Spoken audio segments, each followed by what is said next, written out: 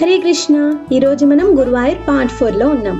ఈరోజు మనం 16వ శతాబ్దంలో కేరళలో ఒక నంబూదిరి కుటుంబానికి చెందిన పూంతానన్ అనేటువంటి భక్తుడి గురించి తెలుసుకుందాం. ఈ భక్తుడు నిత్యం భగవంతుని స్మరణలోనే ఉండేవాడు. పెద్దగా చదువుకోలేదు, కానీ ఇతనికి చాలా సంవత్సరాలుగా సంతానమే లేదు. భగవంతుడి దయ వల్ల తనకు ఒక సంతానం కలిగింది. కానీ అకస్మాత్తుగా ఆ బాలుడు మరణిస్తాడు. నిత్యం భగవంతుని స్మరణలో ఉండేటువంటి ఈ భక్తుడికి ఒకరోజు భగవంతుడు కల్లోకొచ్చి, నీవేమీ బాధపడకు, నేనే నీ సంతానంగా భావించి నన్ను పూజించు అని చెబుతారు. ప్రతిరోజు మందిరానికి వెళ్ళి అక్కడ అన్ని కైంకర్యాల్లోని పాల్గొని భగవంతుని తలుస్తూ అమితానందాన్ని అనుభవిస్తూ భగవంతుడిపై కవితలను రాయడం ప్రారంభించారు. తాను రచించినటువంటి జన్నప్పన్న అనేటువంటి రచన ఎంతో ప్రాముఖ్యతను చాటి చేసుకుంది. ఒకరోజు అదే ఊరిలో ఉన్నటువంటి ఒక పండితుడు పూంతానన్ రచించినటువంటి రచనలో ఎన్నో తప్పులు ఉన్నాయని నిందిస్తూ ఉంటాడు. మరుసటి రోజు భగవంతుడు ఆ పండితుడి యొక్క కలలోకి వచ్చి, నాకు పూంతానన్ భక్తియే గొప్పది, అతనికి ఎటువంటి జ్ఞానం లేకపోయినా అతడు రచించిన రచన నాకెంతో ప్రియమైనది అని చెబుతారు.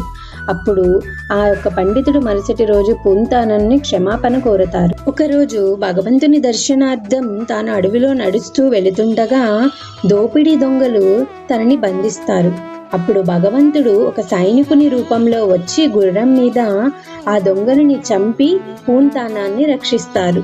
ఆ సైనికుడు చేసినటువంటి సహాయానికి పూంతానం తన దగ్గరున్నటువంటి ఒక ఉంగరాన్ని ఆ సైనికునికి బహుమతిగా బహుకరిస్తాడు.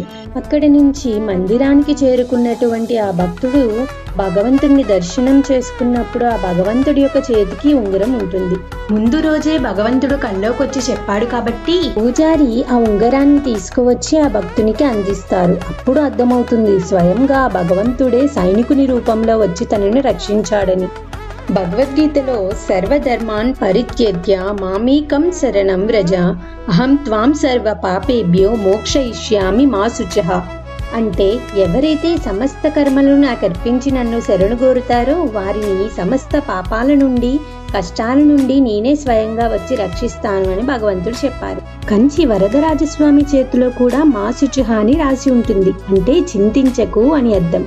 Thanks for watching. For more videos, please do like, share, subscribe.